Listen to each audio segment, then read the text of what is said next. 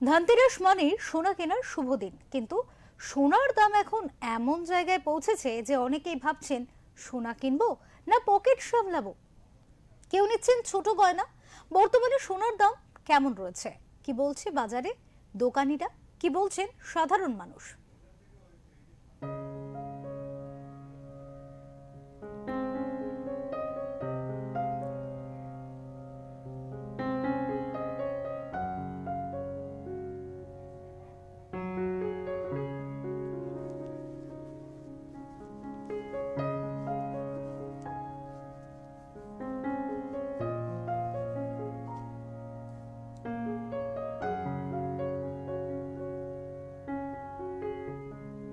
দুর্গাপুজো মিটে গিয়েছে, সামনেই দীপাবলি আর তার আগেই ধনতেরাস। ধনতেরাসের আগেই অনেক ক্রেতারা আসেন সোনার দোকানে সোনা কিনতে। তবে বর্তমানে প্রতিদিন লাফিয়ে লাফিয়ে বাড়ছে সোনার দাম। বর্তমানে সোনার দাম কত কি জানেন? বর্তমানে যা সোনার দাম রয়েছে তা কিন্তু প্রতিনিয়ত বাড়ছে, যার জন্য ক্রেতাদের মাথায় হাত। এক ঘড়ির দাম কেমন রয়েছে? 24 ক্যারেট থেকে শুরু করে 22-18 ক্যারেটের দাম কেমন রয়েছে বর্তমানে সোনার দাম।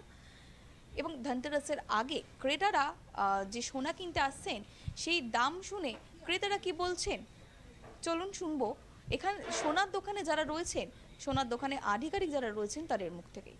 ধনতেরাস তার আগে কেমন বিক্রি হচ্ছে সোনার? দেখুন, সোনার দাম যেভাবে ওঠানামা করছিল, এখনও হচ্ছে, কিন্তু এই মুহূর্তে আজকের দিনে যখন আপনার সঙ্গে আমি কথা বলছি সেই মুহূর্তে দেখা যাচ্ছে কাস্টমারদের মধ্যে এই ধারণা এসে গেছে সোনার দাম আরও অনেকটা উপরে উঠবে। স্বভাবত কারণেই তারা ধনতেরাস অবধি অপেক্ষা করতে রাজি নয়। বেশ কিছু মানুষ আছে যারা অ্যাডভান্স বুকিং করছেন, আর যারা মনে করছেন তো নিয়ে নিচ্ছেন। অনেকে পুরো টাকা পেমেন্ট হয়ে গেছে, ধনতেরাসের দিন বলছে বিলটা করে দেবেন। এটা একটা মানুষের মধ্যে একটা যেই ধারণা আছে। আমার ব্যক্তিগত ধারণা সোনার দাম আরও অনেকটা ওপরে উঠবে। তার কারণ হচ্ছে একটাই ইস্যু আমি বলে দিই, অনলি দ্য ট্রাম্প যেই দিন থেকে এসছে টোটাল ইন্টারন্যাশনাল মার্কেট অন্য রকম হয়ে গিয়েছে, এবং শুল্ক আরোপ যেভাবে উনি করছেন স্বভাবত কারণে একটা আনস্টেবল অবস্থার সৃষ্টি হয়েছে। আগামী দিনে সোনার দাম আরও বাড়বে।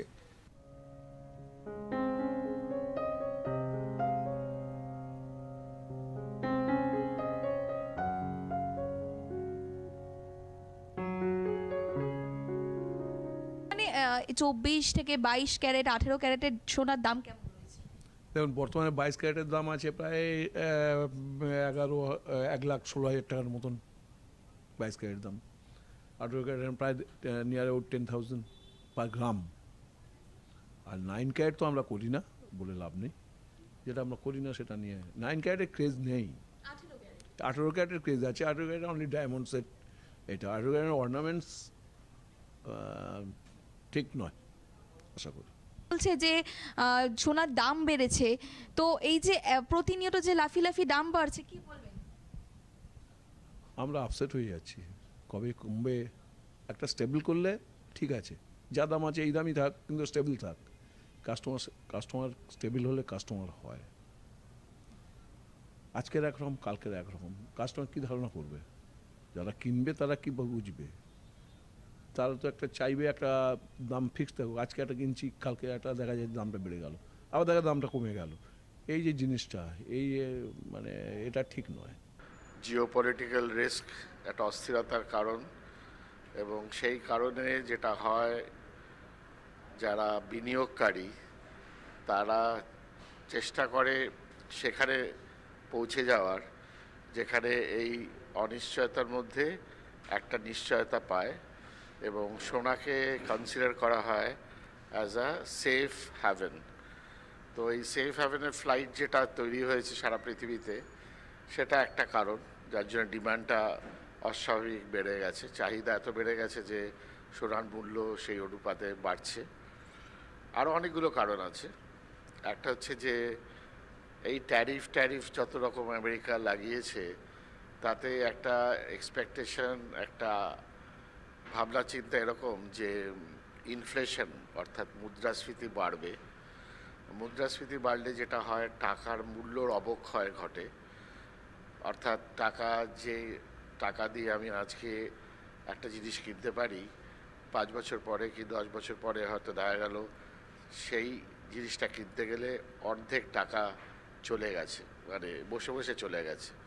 তো সেটাকে বাঁচাবার জন্য শোনা একটা উপায় যে ইনফ্লেশনটাকে আমরা সামলাবার জন্যে সোনা কিনে রাখছি। এখন প্রশ্ন হচ্ছে যে সাধারণ মানুষ যাদের বাড়িতে সোনা আছে তারা কি খুব খুশি? নিশ্চয়ই তারা খুশি, কারণ তাদের বাড়ির সোনার দাম বাড়ছে। আচ্ছা, এই দামটা যদি বাড়েও তাতে তাদের লাভটা কি? তারা তো সোনাটা বিক্রি করছে না। সুতরাং এই যে বিক্রি করছে না, অর্থাৎ যোগানটা কিন্তু আর আসছে না। চাহিদা একটা তো রয়েছে, তো চাহিদার এগেইনস্টে যোগান না থাকলে পর ডিমান্ড আছে, সাপ্লাই নেই। তো এই কারণেও সোনার দাম বাড়ে। আর সোনার খনন মানে মাইনিং, এটা লিমিটেড। এরকম নয় কি সোনা খনন সারাক্ষণ হচ্ছে এবং নতুন নতুন সোনা পাওয়া যাচ্ছে। তো সেই দিক থেকেও সাপ্লাইটা কম। এছাড়াও ডলার একটা কারেন্সি যেটা দিয়ে সারা পৃথিবী চলে মোটামুটি আপাতত। তো ডলারের উইকনেস হলে পর, যেহেতু সোনা ডলার দিয়ে কেনা হয়, তাহলে কি হয়, ডিমান্ডটা বেড়ে যায় এবং সোনা ডলার দিয়ে কেনবার প্রবণতাটা বাড়ে। এরকম কারণের জন্যে, ঠিক ফেস্টিভ ডিমান্ডের জন্য সোনার দাম বাড়ছে এরকম ভাবার কোনো মানে নয়। ফেস্টিভ আসবে যাবে, তার মানে এই নয় যে ফেস্টিভ চলে গেছে বলে সোনার দাম কমে যাবে, সেরকম নয় ব্যাপারটা। এখন যদি মনে করা শুরু হয় যে না, সোনাটা সেফ হেভেন নয়, তাহলে আর সেফ হেভেন থাকবে না। তো এখন পর্যন্ত কেউ তো মনে করে উঠতে পারেনি যে সোনাটা সেফ হেভেন নয়, এবং সারা পৃথিবীতে সোনার ডিমান্ডটা সেফ হেভেনের পয়েন্ট অফ ভিউ থেকে তৈরি হয়েছে। তার মধ্যে ভারতের ডিমান্ডটা ডেফিনেটলি অনেক বেশি, চায়নার ডিমান্ডটাও আছে, এবং সব দেশ যে সোনা নিয়ে খুব মাতামাতি করে সেরকম না। অনেক দেশ আছে যারা সোনা নিয়ে খুব একটা মাতামাতি করে না, বাট ভারত মাতামাতি করে। তো যতক্ষণ সেটা হচ্ছে, সেফ হ্যাভেন হিসেবে এটাকে নিশ্চয়ই ট্রিট করা যেতে পারে।